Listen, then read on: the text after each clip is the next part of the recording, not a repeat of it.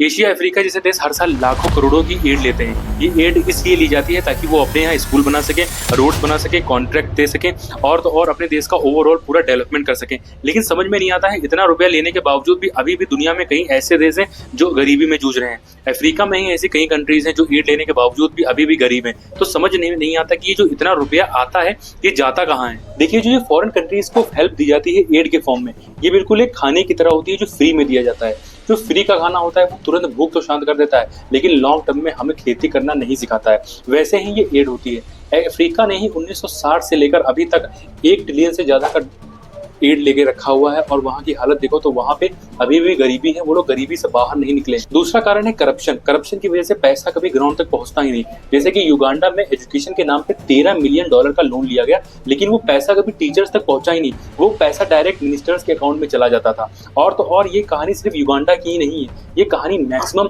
जो इस दुनिया में देश हैं वो इससे जूझ रहे हैं। और तीसरा कारण है जो एड होती है ये हमेशा एक कॉन्ट्रैक्ट के फॉर्म में आती है। इसके पीछे एक हिडन कॉन्ट्रैक्ट होता है। एग्जांपल के तौर पे अगर इस बात को समझे तो 1979 में अमेरिका ने इजिप्ट को $1 बिलियन दिए। मकसद ये नहीं था कि इजिप्ट का डेवलपमेंट हो, मकसद ये था कि इजराइल के साथ अमेरिका पीसफुल एग्रीमेंट साइन कर सके।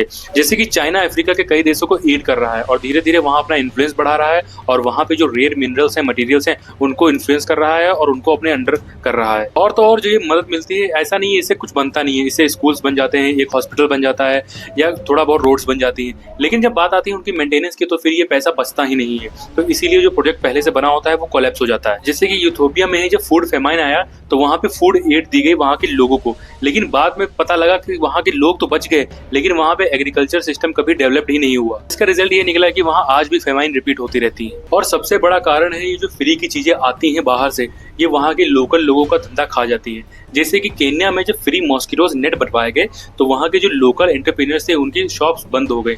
और तो और अफ्रीका में जब यूएस के फ्री कपड़े बंटवाए गए तो वहां के जो लोकल वीवर्स थे उनका धंधा पूरी तरीके से बंद हो गया। और सबसे बड़ा कारण है पॉपुलेशन एड से जल्दी बढ़ती है। एग्जाम्पल के तौर पर इस बात से समझो तो हमें समझ में आएगा कि सब सहारन रीजन में अफ्रीका में 1950 से लेकर अभी तक पॉपुलेशन 4 गुना हो गई है।